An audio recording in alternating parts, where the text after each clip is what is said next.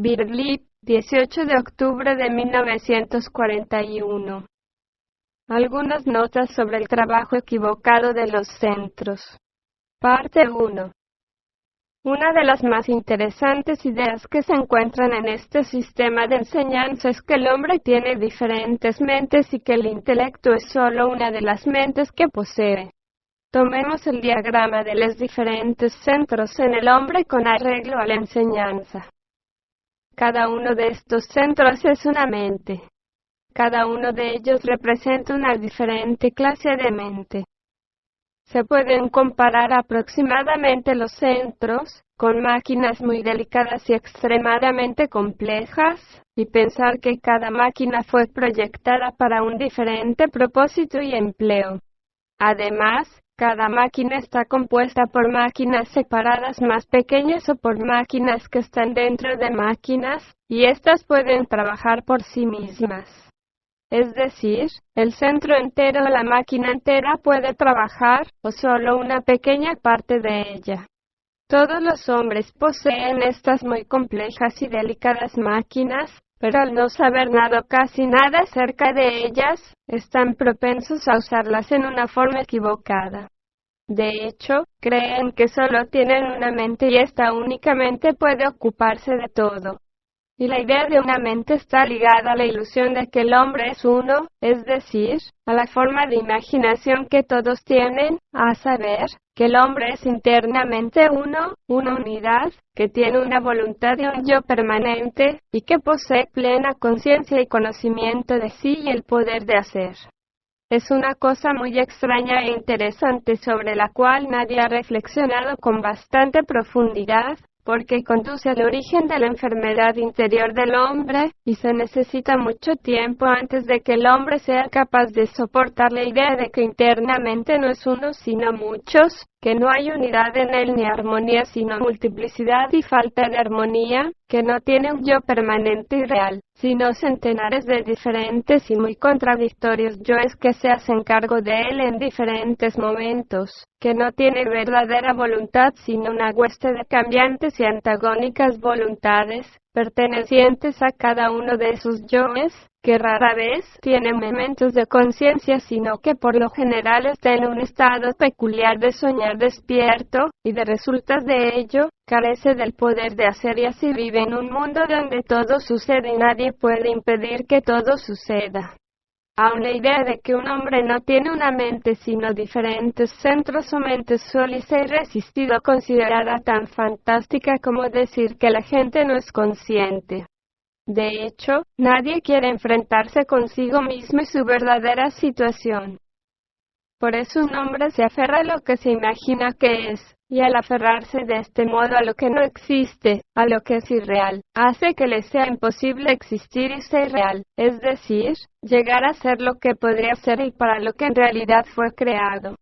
Quizá haya oído en este trabajo el dicho de que todos pueden llegar a ser millonarios, pero a fin de ser millonario es preciso comprender primero que no se es millonario. A este respecto, cada cual se asemeja al joven rico en la parábola, el hombre rico en el sentir de su propio mérito, que atribuye la bondad a sí mismo como si fuera su propia posesión y que estaba profundamente identificado con sus virtudes.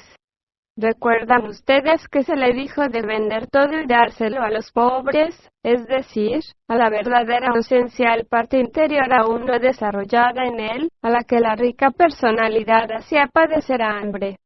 Ahora bien, es poco probable que el hombre aprenda algo de lo que se dice sobre el trabajo equivocado de los centros a menos que llegue a reconocer por sí mismo que existen en realidad diferentes centros en él. Todos ustedes deben comprender que esto no es una idea fantástica o una mera idea teórica. Es un hecho y es un hecho de la mayor importancia para quien quiera que desee dar un buen uso a su vida y no hacer de ella algo borroso, informe y sobre todo carente de sentido. Por esa razón, lo primero que debe hacerse con respecto al trabajo práctico sobre sí es observar cuál es el centro, cuáles son los centros que están trabajando en un momento dado. Es decir, se les hace practicar la observación de sí, que es el único camino que conduce a un cambio, ante todo en relación con la observación de los diferentes centros que existen en el hombre. Pero esto es muy difícil y la gente no se da realmente cuenta, aun al cabo de largo tiempo, que esos centros existen en ella. O tratan de observarlos por un momento y creen que es todo lo que se necesita. Para empezar, hay 3 personas diferentes en cada hombre: el hombre intelectual, el hombre emocional y el hombre instintivo motor, que corresponden a estos 3 centros o mentes. Es decir, un hombre piensa que es una cosa, siente que es otra, y percibe por los sentidos que es una tercera cosa, es decir, sus sensaciones, que pertenecen al centro instintivo, son diferentes de sus sentimientos, que pertenecen al centro emocional, y de sus pensamientos, que pertenecen al centro intelectual. Supongamos que usted trata de cumplir un propósito y se ha tomado el trabajo de aclarar el significado de su propósito. Supongamos ahora que algo lo trastorne. ¿Qué sucederá si nos ocupamos de esta cuestión solo desde el punto de vista de los distintos centros? Si usted está trastornado, significa que el centro emocional se ha vuelto negativo. Se siente furioso, enfadado, desengañado, o quizá no siente nada que merezca la pena. Supongamos ahora que se deje guiar por la mente del centro emocional tal como es en ese momento. ¿Podrá usted cumplir con su propósito, sea cual fuere este? No, de seguro no. Pero si penetra usted en su centro intelectual, sí puede hacerlo, y piensa acerca de su propósito y acerca de las razones que le hicieron tomar este propósito, puede aún cumplir con él. ¿Por qué? Porque está usando el centro correcto para este menester. No está usando el centro equivocado, porque seguir el centro emocional cuando es negativo es siempre usar el centro equivocado. Pero ya hemos hablado bastante sobre este tema.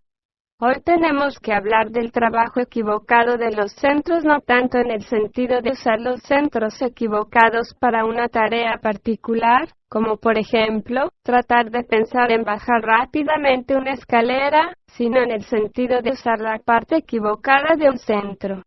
Como ustedes saben, cada centro se divide en 3 partes y cada una de estas partes en otras 3. No me refiero ahora a la división de algunos de los centros en un lado positivo y otro negativo. Cada centro se refleja en los otros y en sus 3 divisiones y 3 subdivisiones. Por ejemplo, el centro intelectual tiene 3 divisiones, que representan el centro instintivo motor, el centro emocional y el centro intelectual, pero todo en escala más pequeña. Y estos a su vez se subdividen de la misma manera en una escala aún más reducida. La parte instintiva motora de cualquier centro es la parte más mecánica y es en esas divisiones mecánicas de los centros en las que la gente pasa su vida por regla general. Pero antes de hablar en detalle sobre las divisiones de los centros en general, es preciso aprender un principio que se relaciona con sus divisiones. ¿Por qué la gente pasa su tiempo en las divisiones mecánicas de los centros? La respuesta es simple: porque no requieren atención alguna. Cuando la atención es prácticamente igual a 0, se está en las partes más bajas y automáticas de los centros. De resultas de ello, una persona dice y hace cosas sin tener idea alguna de lo que está haciendo. Otro de los resultados es que una persona no puede adaptarse a cualquier cambio o a cualquier empleo de su conocimiento, sino que se comporta en una forma absolutamente mecánica en todas las ocasiones y repite lo que conoce como una máquina. Habrán observado todos ustedes cuánto les cuesta a algunas personas adaptarse a nuevas ideas o condiciones, y cómo repiten como escolares todo cuanto les fue enseñado. Para llegar a las divisiones superiores de los centros es preciso un esfuerzo de atención. Este es el principio. Ahora tomemos como punto de partida la parte mecánica del centro intelectual. Tiene como función el trabajo de registrar los recuerdos y las impresiones y las asociaciones, y esto es todo lo que debe hacer normalmente, es decir, si se la usa correctamente. Nunca debería contestar a las preguntas dirigidas al centro entero. Sobre todo, nunca debería decidir nada importante. Ahora tenemos aquí el primer ejemplo del trabajo equivocado de los centros en lo concerniente a sus partes y divisiones. La división mecánica del centro intelectual, llamada parte formatoria o centro formatorio, está contestando continuamente preguntas y tomando continuamente decisiones. Contesta cualquier cosa, en términos populacheros, en frases típicas y en cualquier clase de jerga. Contesta automáticamente y dice lo que está más acostumbrada a decir, como una máquina.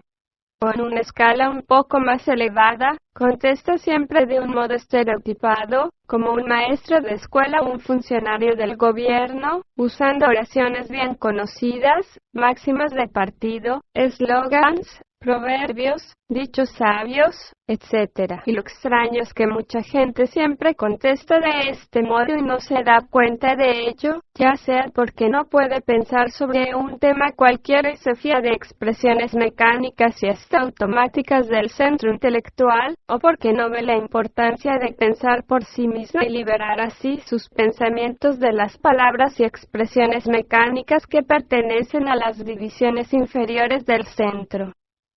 Nos ocuparemos ahora de la atención. La atención nos pone en las partes mejores o más conscientes de los centros.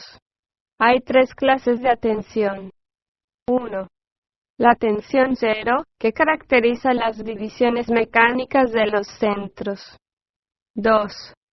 La atención que no requiere esfuerzo, sino que es atraída y necesita mantenerse alejada de las cosas no pertinentes.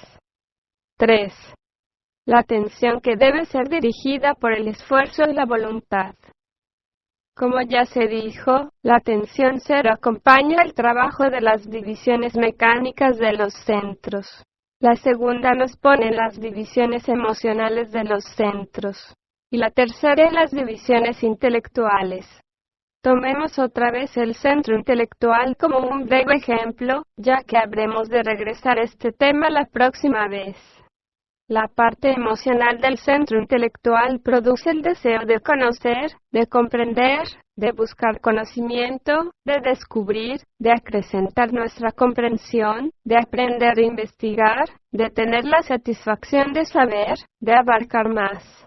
E inversamente, el dolor de no conocer, la insatisfacción de ser ignorante, de carecer de información, etc. El trabajo de la parte emocional requiere plena atención, pero en esta parte del centro la atención no exige esfuerzo alguno. Es atraída y mantenida por el interés del tema mismo. La parte intelectual del centro intelectual incluye la capacidad de creación, de construcción, de inventiva, el hallazgo de métodos, el ver las relaciones, y poner juntas cosas aparentemente aisladas en un orden o una unidad o formularlas de tal modo que podamos ver la verdad de algo hasta entonces oscuro. Esta parte no puede trabajar sin una atención dirigida. La atención no es atraída, sino que debe ser controlada y mantenida por el esfuerzo y la voluntad. Por lo general evitamos hacer el trabajo que pertenece a esta parte del centro, que debido a esto a menudo no es usado. Ahora bien, de lo dicho anteriormente podemos observar en qué partes de los centros estamos. La próxima vez nos extenderemos más sobre este tema.